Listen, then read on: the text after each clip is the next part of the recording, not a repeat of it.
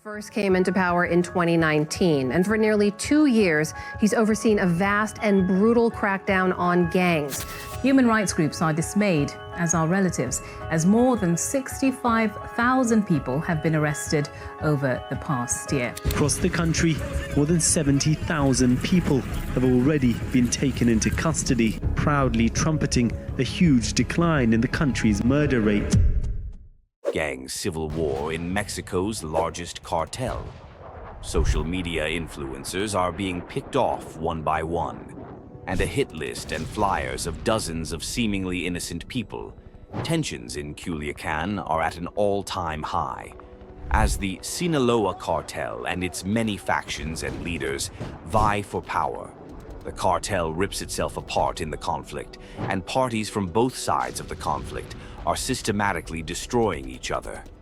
In this video, we will recap the conflict and introduce all the newest and most interesting pieces of information about this developing situation. Cartels are infamous for their violence.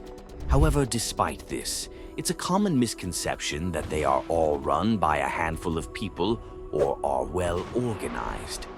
Most cartels operate more like a group of gangs that identify as members of a larger organization of gangs.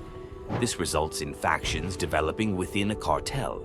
Under most conditions, this wouldn't be an issue. However, in the case of the Sinaloa cartel, the leader who strings these gangs and factions together was arrested. You see, there was once the infamous leader of the cartel, El Chapo. He was ruthless and a killer, though he was an old man of 67. For his age, he was smart and well put together, able to rally hundreds of people under his command. However, on January 8, 2016, there was a raid on home of his luxuriously decorated homes. There was resistance, however, in the face of greater power. There was nothing that Chapo could have done. 5 of his guards were killed, however their sacrifice had let Chapo escape through a manhole where he was later arrested after a short car chase. He was later extradited to the US. Without their leader, the Sinaloa cartel was completely disorganized. Like a headless chicken, they were running around without direction. However, this wouldn't be long. El Mayo, a secretive leader who was well connected in the gang, was able to abuse his connections towards becoming the de facto leader of the gang in Chapo's absence. However, this would not last. Mayo would be arrested and things were once again in Choas. You can cut off the head of a hydra, but 2 more heads take its place. Much like a hydra, after Mayo's arrest, we say the new generation of cartel members take the reins on the business. El Chapo's sons, the Chapitos, and El Mayo's son, El Mayito. These 2 groups came to head as they both vied to fill the power vacuum left in the gang. This resulted in the gang falling into a civil war with itself as the leaders of the group come into armed conflict. The 2 factions are clawing into each other. They are trying to make sure that the other faction dies. One of the key ways the factions are fighting each other is by intentionally targeting key areas of each faction, such as supporters, financiers, and money laundering services on top of trafficking and other operations. Recently, flyers with roughly 25 people allegedly tied to the Los Chapitos faction of the Sinaloa cartel were released with demands to report these people on site for money laundering and financing the faction.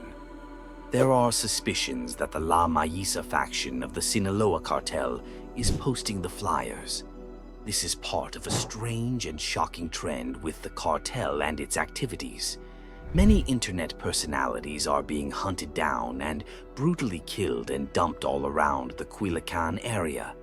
In recent memory, there has been the killing of the following YouTubers: El Jasper, El Pinky, El Gordo Percucci, and El Pirata de Culiacán. El Jasper was kidnapped and killed. Accusations and allegations around him suggest that he was closely tied to the cartel. He was officially sanctioned by the Mexican Organization for Drug Control and was promptly assassinated a few months later. This suggests that this was an intentional killing by the cartel. His close associate, Marquitos Toys, another YouTuber, was also under threat of being killed. The reason for this being that he has made a number of songs glorifying cartel activity, and also he has explicitly made call-outs to financial handlers and members of the cartel in his songs. This likely made him a serious target for the cartel. El Pirata was a dumb teen, only 17 years old. In his videos on YouTube, he world-make derogatory remarks about his nemesis, El Mencho. He was later gunned down outside of a bar. Similarly, other YouTubers like El Gordo and El Pinky were killed for currently unknown reasons. However, it could be reasoned that they either got tied up with the wrong crowd or ended up making fun of the cartel. You may have gathered this earlier, given that I was referring to Marquitos in the past tense. However, on January 8, 2025, his parents' house was raided by a group of armed individuals who used explosives and firearms to destroy the house and cause as much damage to the house as humanly possible. This was meant to humiliate and hurt Marquitos. However, they saw an opportunity. Marquitos was in his room that day, and unfortunately he was kidnapped, along with the only other person in the house, the groundskeeper, Jose Maria El Chema Batiz Barraza, a 29-year-old man. They kidnapped the both of them and they brutally killed Marquitos. As of now, what happened is unknown or yet to be disclosed. However, what we do know about the situation is that El Chema was found 24 hours after the kidnapping. We don't know if he was let go or if he escaped. However, if he was let go, then begs the question as to why a gang as infamously violent as the Sinaloa cartel would let him run. He was badly bruised, however, he was alive. As of now, he is receiving medical attention and corresponding with police. However, reports on the situation or crime are yet to be released due to the current lack of official press releases from the police. Despite that, though, it is reported that El Chema is currently in a stable condition. This situation underscores the tension and conflict between gangs and members of the cartel, and how innocent people can get caught in the crossfire of their conflict. One of Jasper's most notable friends and collaborators was Marquitos Toys, a YouTuber in the same field as him. Lifestyle and vlogging content often talks about and reviews cars and such. His channel is fairly popular, accruing up to 3.57 million subscribers. However, Marquitos is not safe. He has ties to Nestor Isidro Perez Salas, El Nini. He even made a song called Me Dicen El Nini, a song where he sings from the point of view of El Nini, his loyalty to Ivan Guzman, El Chapo's son, and his gratitude and loyalty for being able to play in the big leagues. The song even names specific individuals like Compa Panu and Beto Vega, and positions Nini as a central figure in the hierarchy. It is suspected that Marquitos is a financial operator for Nini. His lifestyle with his ties could make it seem like he's siphoning out money from the cartel's pockets, revealing sensitive information and drawing excess attention to the cartel. That's on top of the risk that other gangs put on him. Marquitos Toys risked death because his lifestyle embarrassed the cartel, drawed attention to them, and because he has close ties to El Jasper, whose death was likely meant to be a warning to YouTubers and attention seekers like Marquitos. You better stop drawing attention to yourselves or else. This and all his other behaviors closely match exactly what El Jasper was doing up till now, and if he continues like this, it could be possible that he draws the attention of the gang for all the wrong reasons. As of now, Marquitos is one of many victims of these cartels, and with the flyer that was recently released, it is possible that all the people on those flyers will be systematically hunted down, tortured, and killed. However, it begs the motive. Why are so many of these people on the list? It's believed that much like El Jasper, many of these people either made fun of the cartel or were involved in exposing a sensitive secret about the cartel, which inspired them to take violent actions against them. It is also believed that some of the people on the list are secretly financing or taking part in cartel activities, resulting in them becoming persons of interest for the cartel.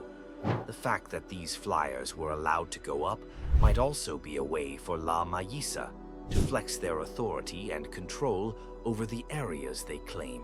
By showing the fact that the government hasn't taken these flyers down, they show that they are so powerful that locals and the government are too scared to touch these posters. This could be an act of psychological warfare and a display of dominance. The Sinaloa cartel, once a formidable force under El Chapo's iron grip, is now a fractured entity, tearing itself apart in a bloody civil war. The rise of the Chapitos and El Mayo's son has plunged the organization into chaos, with violence escalating to unprecedented levels.